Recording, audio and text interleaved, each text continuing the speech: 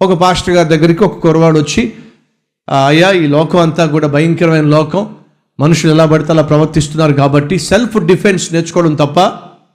Self defence అంటే ఎవరైనా ఒకవేళ దాడి చేస్తే ఎదురు దాడి చేయకపోయినా కనీసం తప్పించుకునే ప్రయత్నం, ఆ సెల్ఫ్ డిఫెన్స్ నేర్చుకోవడం తప్ప అని అంటే, అప్పుడు ఆ పాస్టర్ గారు చెప్పారంటే, భలేవాడివయ్యా, యవనస్తుడుగా ఉన్నప్పుడు నేను కూడా సెల్ఫ్ డిఫెన్స్ నేర్చుకున్నాను, తప్పేం కాదు అని అంటే, అప్పుడు ఆ యవనస్తుడు అడిగాడట, మరి సెల్ఫ్ డిఫెన్స్లో కరాటే బెటర్ అంటారా కుంగ్ఫు బెటర్ అంటారా అని అడిగాడట.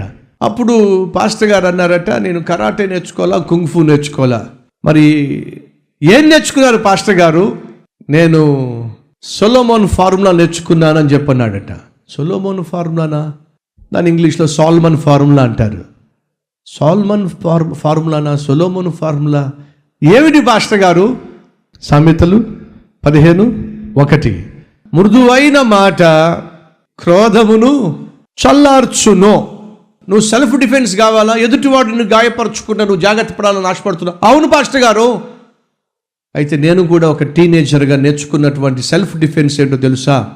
మృదువైన మాట. ఎవడైనా ఒకవేళ కోపంతో మీదకు వచ్చినా, ఆవేశంతో మీదకు వచ్చినా, మనలో చాలామందికి ఉన్న నైజం ఏమిటో తెలుసా? మాటకి మాట, దెబ్బకి దెబ్బ. వాడు పిడికిళ్ళు బిగిస్తే నువ్వు 2 పిడికిళ్ళు బిగిస్తావు, వాళ్ళు కళ్ళు ఎరజేస్తే నువ్వు పళ్ళు బిగిస్తావు. ఈ విధంగా చేయడం వల్ల వాస్తవంగా నీ ఎదుటివాడిని కోపాన్ని పెంచుతున్నావు తప్ప ఆ కోపాన్ని నువ్వు ఎదుర్కోలేకపోతున్నావు. అనేక సందర్భాల్లో కుటుంబంలో కూడా ఎందుకు మనస్పర్ధలు అంటే, ఎందుకు ఆవేశాలు ఆగ్రహాలు అంటే మెయిన్ కారణం ఇదే, మృదువైన మాట తీరు లేకపోవడం.